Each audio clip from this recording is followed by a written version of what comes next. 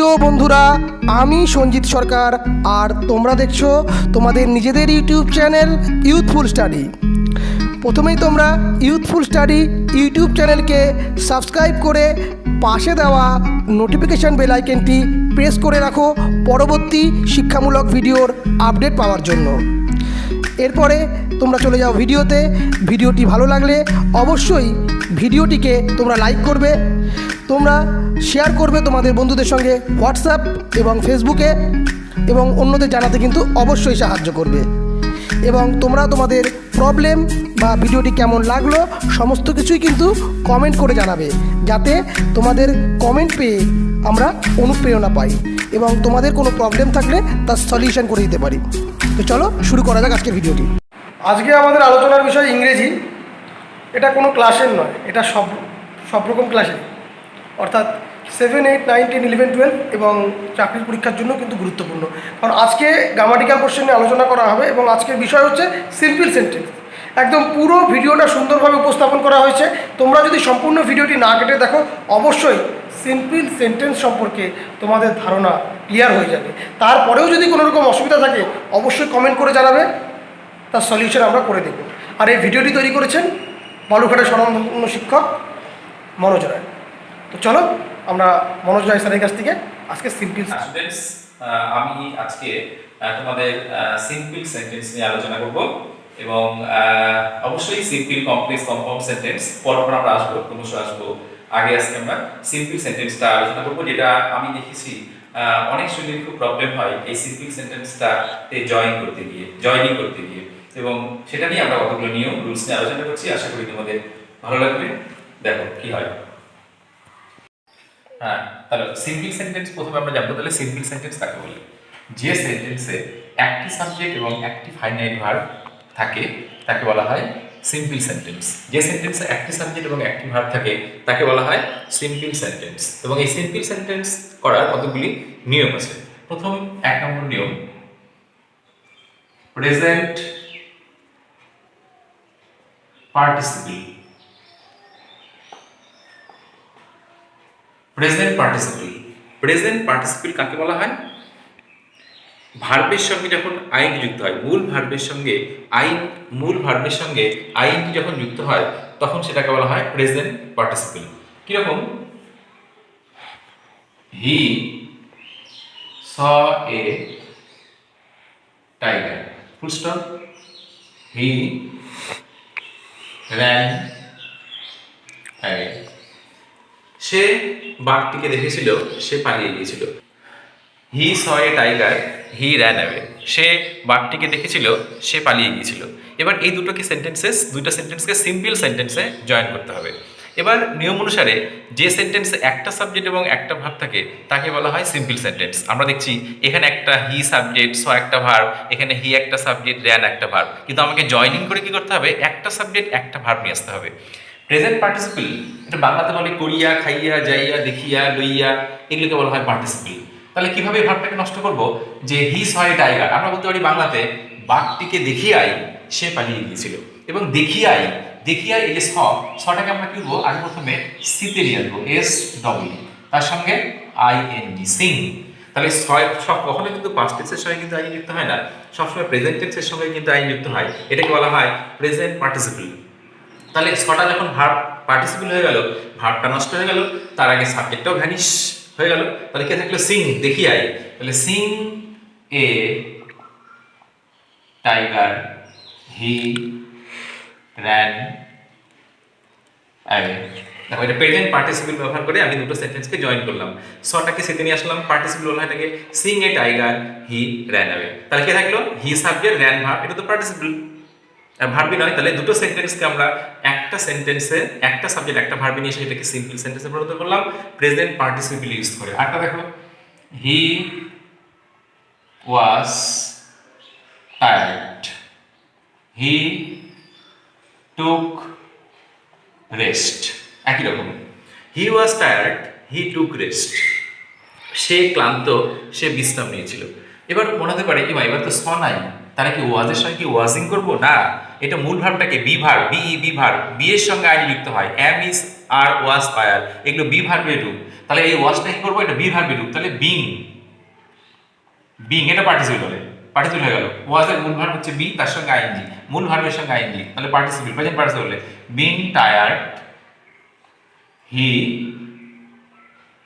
টুক rest, এটা হচ্ছে participle, এটা হচ্ছে পার্টিসিপল। আর একটা দেখায়, he had no money, he could not buy the book, তার কাছে পয়সা ছিল না, সে বইটা কিনতে পারেনি। এবার কি করব, পয়সা না থাকায়, তাহলে আমরা যেমন ছটাকে প্রেজেন্টেন্সে সিং করলাম, তাহলে হ্যাডের প্রেজেন্টেন্স কি হ্যাভ, পাস্ট টেন্সের সঙ্গে কখনো আইডি যুক্ত হয় না, পার্টিসিপল হয় না। হ্যাডটা কি করবো, হ্যাভিং, এই যে VING, having no money he could not buy the book. তাহলে বোঝা গেল, এটা হচ্ছে প্রেজেন্ট, 1 নম্বর নিয়ম, প্রেজেন্ট পার্টিসিপল ব্যবহার করে সিম্পল সেন্টেন্স করা। দেখো এটা বি ভার্বে বিং আসছে, এগুলো সিং আসছে, ফিনিশ থাকলে ফিনিশিং হবে, ওপেন থাকলে ওপেনিং হবে, এরকম ধরনের জিনিস বুঝতে হবে তোমাদের। এবার দ্বিতীয় নম্বর আমরা আসি, দ্বিতীয়তে আসি পাস্ট পার্টিসিপল। পাস্ট পার্টিসিপল এটা কেমন, পাস্ট পার্টিসিপল আইএনজি গুলোকে বলা হয় প্রেজেন্ট পার্টিসিপল, এটা বলা হয় পাস্ট পার্টিসিপল। কিরকম, I saw a dog, full stop. It was wounded. I saw a dog, it was wounded. আমি তো সিম্পল সেন্টেন্স করব, সিম্পল সেন্টেন্সে একটা সাবজেক্ট এবং একটাই ভার্ব থাকবে, তাহলে কি করে করব, আই একটা সাবজেক্ট, সো একটা ভার্ব, ইট একটা সাবজেক্ট, ওয়াজ একটা ভার্ব, তখন আমি কি করে দেবো একবারে, I saw a wounded dog, I saw a wounded dog। এটা এটা হচ্ছে যেমন হচ্ছে পাস্ট পার্টিসিপল wounded, ঠিক আছে, wounded dog, তেমনি এটা হচ্ছে পার্টিসিপল অ্যাডজেক্টিভ বলা হয়। পার্টিসিপল অ্যাডজেক্টিভ ইউজ করেও এটা সিম্পল হলো, আবার শুধু পাস্ট পার্টিসিপল অ্যাডজেক্টিভ বা পাস্ট পার্টিসিপল বলা হয়, এবং ডগের আগে বসছে এটা হলো অ্যাডজেক্টিভ বলা হয়। তাহলে I saw a wounded dog। এবার the glass is broken, full stop, it cannot be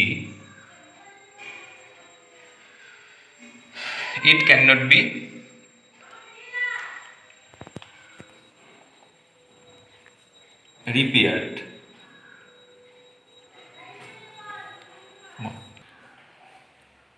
the glass is broken, তাহলে এটা কি হলো, এটা প্রেজেন্ট, এটা হচ্ছে পাস্ট পার্টিসিপল অ্যাডজেক্টিভ ইউজ করে হলো। The glass is broken, it can not be repaired. তাহলে এক কথায় কি, দ্য গ্লাস ইজ ব্রোকেন, এক কথায় বলতে পারি the broken glass, the broken glass, তার ভাবটাকে ক্যান নট বি রিপেয়ার্ড। এই ব্রোকেনটা কি, এটাও পাস্ট পার্টিসিপল অ্যাডজেক্টিভ, যেমন ব্রেক, ব্রোকেন। দ্য এক কথায় দ্য ব্রোকেন গ্লাস একটা সাবজেক্ট, দ্য ব্রোকেন গ্লাস, তার ভাবটা কি হলো, ক্যান নট বি রিপেয়ার্ড, এটা হচ্ছে পাস্ট পার্টিসিপল অ্যাডজেক্টিভ, ঠিক আছে। এবং 3 নম্বরে আমরা যাই,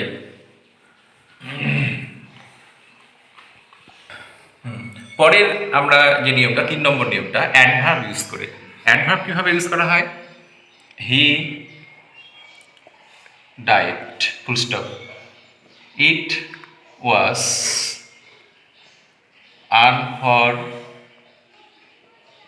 unfortunate। এবার হি একটা সাবজেক্ট, আর একটা ভার্ব, আবার ইট একটা সাবজেক্ট, ওয়াজ একটা ভার্ব। আমরা এক কথা কি বলতে পারি যে ইন্টেনশন থেকে ইন্টেনশনালি, সাইলেন্ট থেকে সাইলেন্টলি, ইউজুয়াল থেকে ইউজুয়ালি, আনফরচুনেট থেকে আনফরচুনেটলি।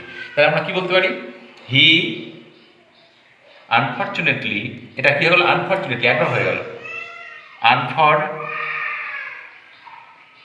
Unfortunately died. দেখো একটা সাবজেক্ট একটা ভাব চলে এসছে, ইট ওয়াজটা চলে গেল, ইট ওয়াজ আনফরচুনেটলি ডাইড।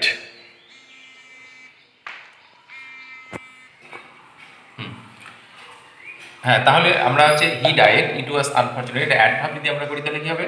হি, এটা এক কথায় ইট ওয়াজ আনফরচুনেটকে আমরা করে দিলাম আনফরচুনেটলি, অ্যাডভার্ব হয়ে গেল। হি আনফরচুনেটলি লাইট, পরেরটা the train is late, it is usual, তাহলে কি হবে? একই রকম, the train is usually, usually late, ইউজুয়ালটা অ্যাড হয়ে গেল। তবে ইন্টেনশন থেকে ইন্টেনশনালি হয়, সাইলেন্ট থেকে সাইলেন্ট হয়, এরকম অনেক প্রচুর হবে জিনিসগুলো। পরের নিয়ম আমরা চলে আসি, অ্যাবসলিউট ফ্রেজ বলা হয়, এটা ভীষণ ইম্পর্টেন্ট এবং খুব বেশি থাকে, এটা বেশি ভুল হওয়ার চান্স থাকে। এটা একটা নিয়ম আছে, কীরকম? সাবজেক্ট প্লাস হ্যাভিং প্লাস ভার্বের third form, subject plus having plus ভার্বের থার্ড ফর্ম, অথবা subject plus being plus third form. কীরকম? দেখো, দ্য সান হ্যাড সেট, সূর্য অস্ত গিয়েছিল, উই রিটার্ন হোম, আমরা ফিরে এসেছিলাম। এখানে দ্য সান একটা সাবজেক্ট, হ্যাড একটা ভার্ব, উই একটা সাবজেক্ট, একটা ভার্ব। তো আমরা কী করবো, যখন কোনো বি ভার্ব থাকবে না তখন কিন্তু হ্যাভিং আসবে। কীরকম? দ্য সান, এটা সরি দাদা, এখানে তোমার হ্যাডটা না হলেও চলবে এই জায়গাটাতে। দ্য সান সেট, ধরো the sun set we return home, তাহলে the sun having, the sun having set we return home, the sun having set we return home. কিন্তু পরেরটাতে the dinner was over, he left the place, এখানে কিন্তু কোনো বিভার ছিল না, এখানে কিন্তু বিভার আছে। তখন কি হবে? দ্য ডিনার বিং ওভার, কিন্তু দ্য ডিনার বিং, এই যে এই ওয়াজটা বিং হয়ে গেল, being over, he left the place, তাহলে কি হলো? The sun having set, subject having, third form the dinner being over, আর বিভার থাকলে বিভার। এবার আরেকটা দেখাচ্ছি মেটারি, এটা থার্ড ফর্মগুলো ঠিক বোঝা গেল না, কারণ বিং এর পর ওভার আর সেট তো সেটই হয়। কীরকম হয়েছে এখানে দেখাচ্ছি, the sun rose, everything looked beautiful, the sun rose everything look beautiful. তো একই রকম এখানে বিভার না, এখানে যেমন দ্য ডিনার বিং হলো, এখানে কি হবে? দ্য সান হ্যাভিং আসবে, হ্যাভিং, আর এটা রোজটা কি হবে তখন? Third form, risen, the sun having risen everything, just তাই, এভরিথিং লুকড বিউটিফুল। এটা হচ্ছে কি বলা হয়? Absolute phrase. এবার নাউন ইন অ্যাপ্লিকেশন, পরের নিয়মটা, Kolkata is called the city of palace, it stands on Hooghly. প্রশ্ন হচ্ছে, কলকাতা একটা সাবজেক্ট, ইজ একটা ভার্ব, হিয়ার ইট একটা সাবজেক্ট, স্ট্যান্ডস আর একটা ভার্ব। নাউন ইন অ্যাপ্লিকেশন কাকে বলা হয়? যে নাউন আর একটা নাউনকে নির্দেশ করে। কীরকম? আরেকটা আমি মুখে বলছি, Alexander was the great king of Macedon, he invaded India.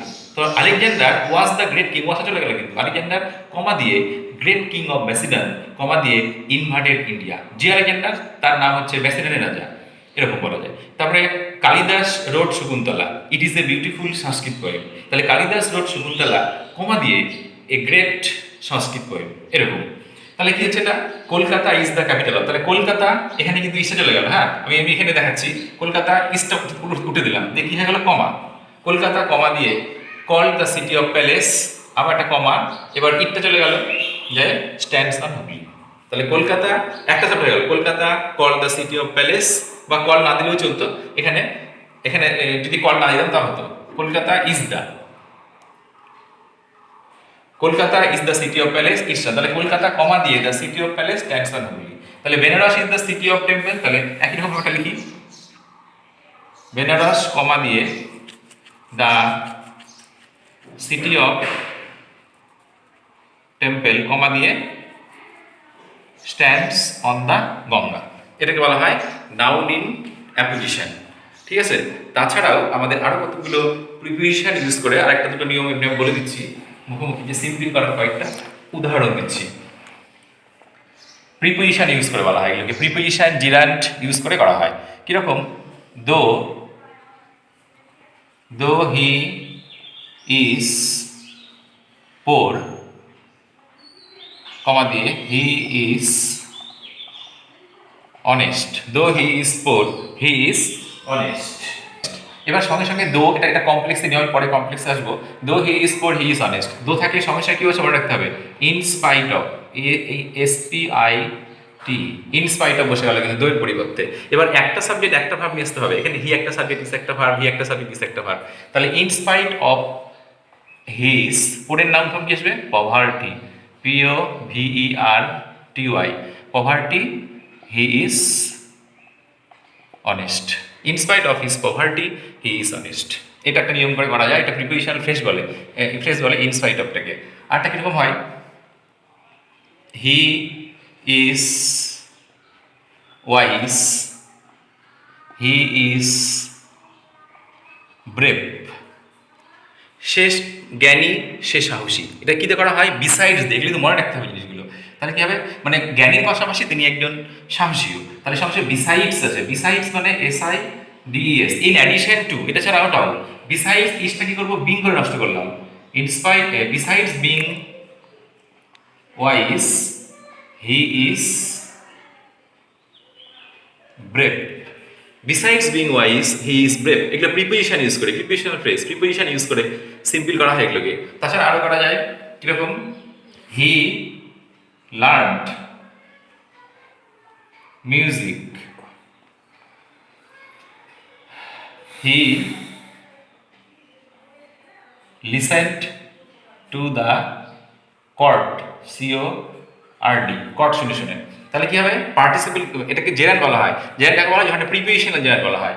On listening, on LISTENING, on listening to the court he learned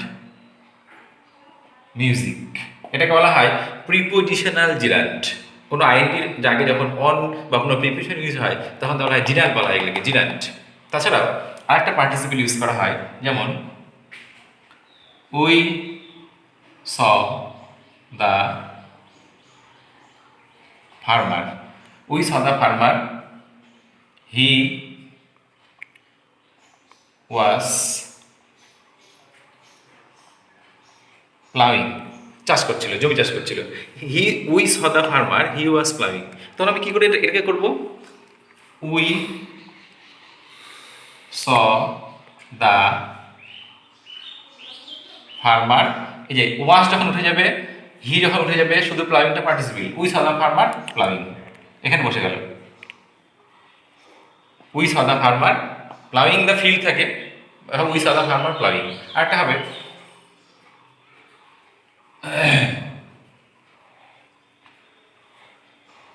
we saw the people, they were going to market, এটা কি করে করব? we saw the people, এটা উঠে দেবো, খালি এটা participle, যেমন এটা প্লাউইং রাখলাম, শুধু পার্টিসিপল করে দেবো, we saw the people GOING going to market. ঠিক আছে, এরকমভাবে করা যায়। তাছাড়াও আরও অন্যভাবে করা যায়, I believe that he is innocent, এটা নমিনাল কমপ্লেক্স সেন্টেন্স আছে। তো আমি এটাকে নাউন ফর্ম করে কিন্তু সিম্পল করা যায়। কি করে করব? I believe in his innocence, INNOCENCE, I believe in his innocence, noun form করে কিন্তু সিম্পলগুলো করা যায়। ঠিক আছে, এই পর্যন্ত আমাদের মোটামুটি আমাদের সিম্পল সেন্টেন্সের নিয়মগুলো মোটামুটি আলোচনা করা হলো। এবং তোমাদের যদি কোনো অসুবিধা থেকে থাকে অবশ্যই আমাকে বলবে, কমেন্টসে লিখে বলবে, আমি চেষ্টা করবো তোমাদের অ্যান্সার দেওয়ার। এইটুকু নয়, আরও অনেক বিশালভাবে বোঝানোর দরকার ছিল, এতটুকু কম সময়ের মধ্যে বোঝানো যায় না। আমরা এটুকু মোটামুটি ইম্পর্টেন্ট সেগুলো বুঝিয়ে দিয়েছি। এবং অবশ্যই তোমরা জানাবে, লাইক করবে, যদি ভালো লাগে সাবস্ক্রাইব করবে।